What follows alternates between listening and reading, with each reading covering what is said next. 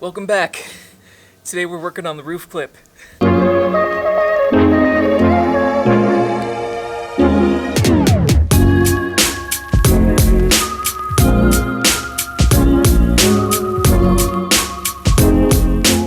A couple of weeks ago, I made a 16-hour round trip to pick this thing up.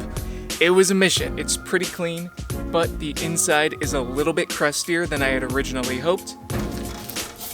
I did a little patch with the wire wheel just to check it out. I don't think, fingers crossed, that it's going to be Swiss cheese after we media blast it. So what I'm going to do today to make it faster and so it's a little bit cheaper, I'm going to remove a lot of the rust on the inside, at least the stuff that's easy to get off. And then we'll bring it to the media blaster when they open up during the week. In the meantime, we can also start work removing the old roof. I don't need sunglasses inside, what do I have these for? So there are a couple of different ways that we can do the roof clip. The most popular way, and the way that I originally intended to do it, was to chop off the roof at the pillars, but recently I've seen a couple of examples where people actually went around the lip of the roof and removed all the spot welds, and that way they could spot weld it the way the factory did it. I think that would actually be really cool to be able to do it that way, but it's arguably way more difficult than chopping it off at the pillars, so because there's nothing to lose, I'm going to try to remove my old roof at the spot welds. And if that works out, then I know that I can get the new roof on using that method. But if it doesn't work out and it's a mess, then I can just do it at the pillars like I originally intended. I imagine the most difficult part about doing it this way is that to get to the spot welds, the drip rail needs to be unfolded. You can't get at the spot welds without unfolding the drip rail. I don't know, we'll see. I think we have to give it a shot. If I don't at least try, I'll be disappointed in myself. Let's strip down the new roof and then try to get at these spot welds.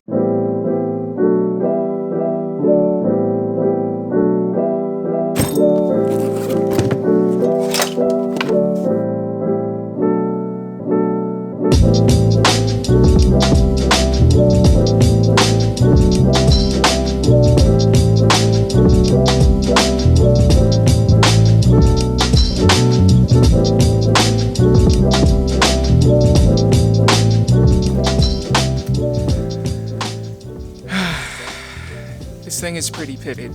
I honestly don't know what I'm gonna do. I think maybe I'm gonna try to have it media blasted and see how it shakes out.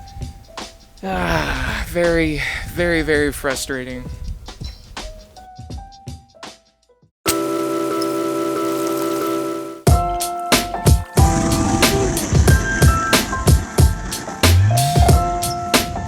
I took a break for a bit. Pretty frustrated about the roof being so crusty. I really wasn't expecting it to be that bad. Either way, the roof needs to come off, so let's work on that.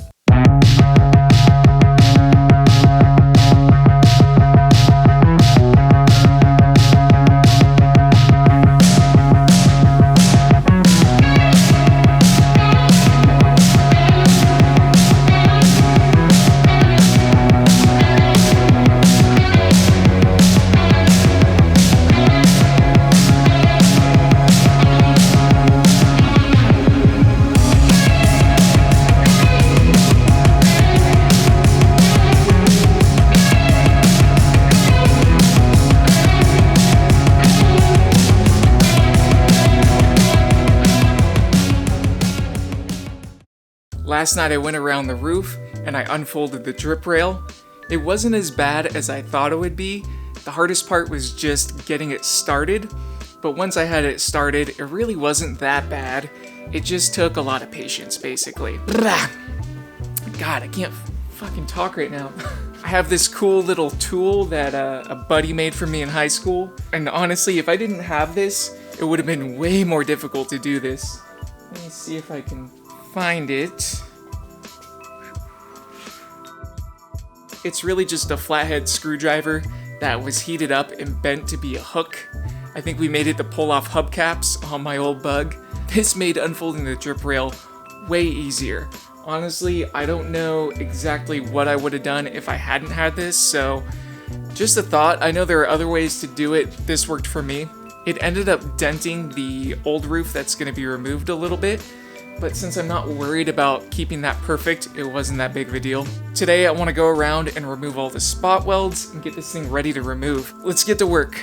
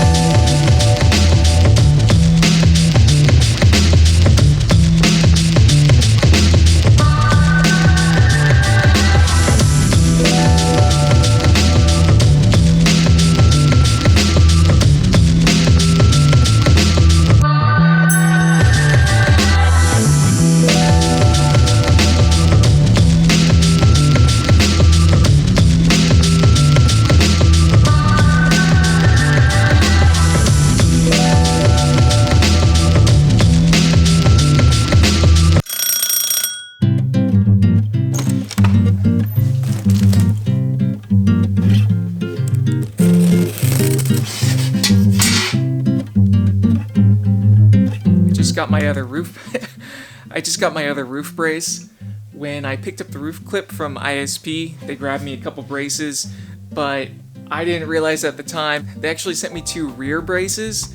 The front and rear brace are different lengths because the roof is actually a little bit tapered. Anyways, I called them up when I did a test fit and realized this, and without hesitation, they sent this guy to me.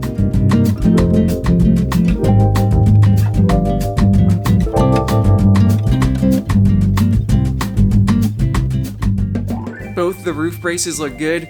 Let's tear apart the roof.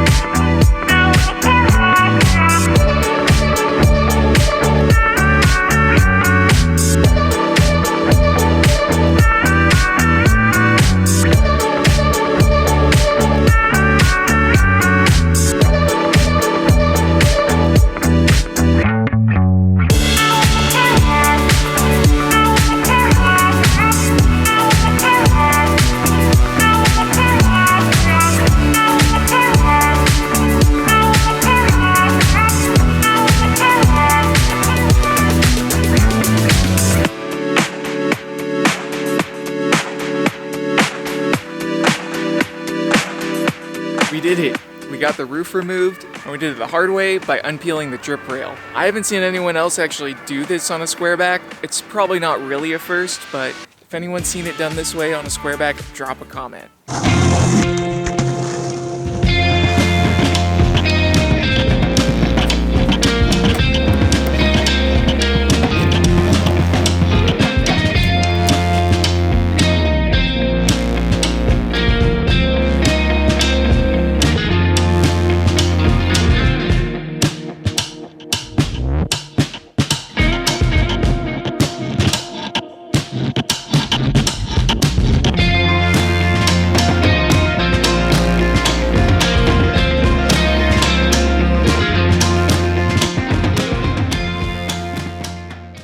Real quick, I want to give a shout out to my YouTube friend Danny over at This Old Jalopy. He built the world's first Miata swapped Squareback. It's a really cool project and he built a whole great story around it. Check out the channel if you haven't done so already. Thank you for your support, Danny. I always appreciate it. Tomorrow, I'm bringing the roof clip to Media Blast, so that's it for today. If you want to follow the build and maybe get some inspiration for your own project, consider liking it and subscribing. As always, I believe in you. Get to wrenching. Peace.